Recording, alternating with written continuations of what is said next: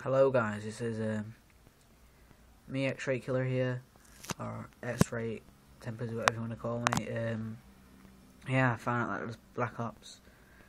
The zombies in Black Ops, I knew that for ages, but Nuketown. Come on, Nuketown. Do you really think there's going to be Nuketown zombies? Let's see, shall we?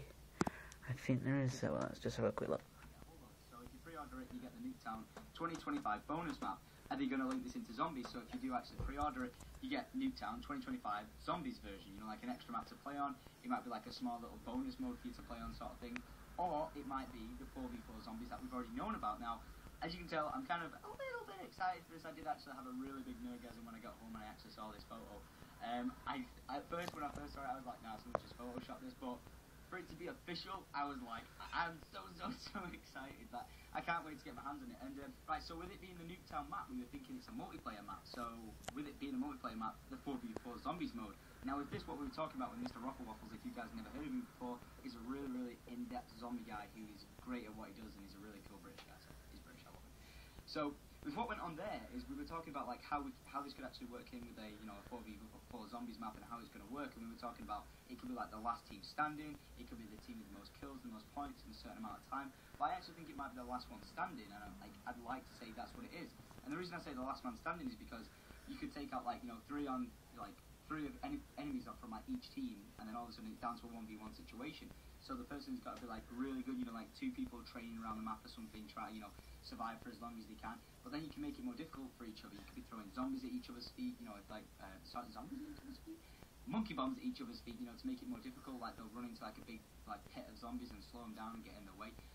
It might be more difficult, so like we might not see the return of like a gun like the Thunder Gun, because I personally don't think it will be back in there, just because it was a really powerful gun and it was something that was awesome, but it was an easy weapon in Zombies, and I think a lot of people know that. It was great for getting to high rounds, but it was an easy weapon in Zombies. It really did just clear out the zombies out of your way and you could carry on.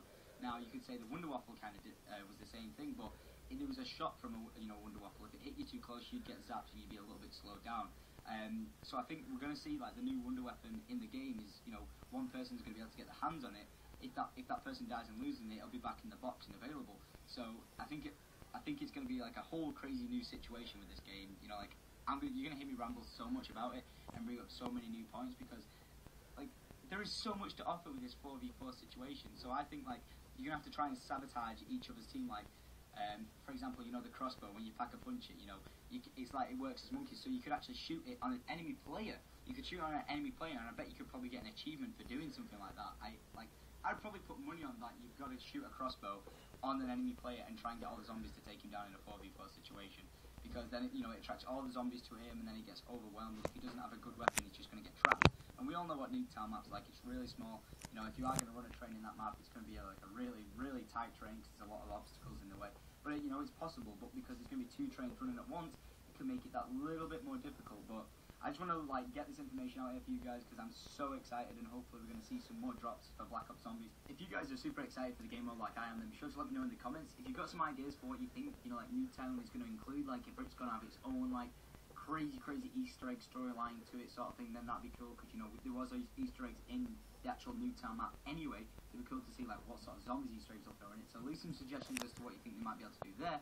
And also guys, if you are super excited for Zombies, be sure to hit that like button. And if you haven't done so already, make sure you subscribe to the channel, because I'll be putting out a lot of information about Zombies, especially when the game comes out. I'll be covering like crazy.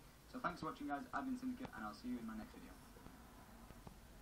But Black Ops 2 is actually going to offer Treyarch. Have finally started leaking us out some little bits of information that we're going to pick up on and use to try and dissect as to what Black Ops 2 is actually going to offer zombie wise. Now, I came back from an awesome trip out in America, and all of a sudden everyone's tweeting me like crazy, like you have to check this out, you have to check this out. And I thought it was going to be I thought it was going to be fake. I thought it'd be like a little rumor, Nuketown Zombies. But then I actually went to the Facebook fan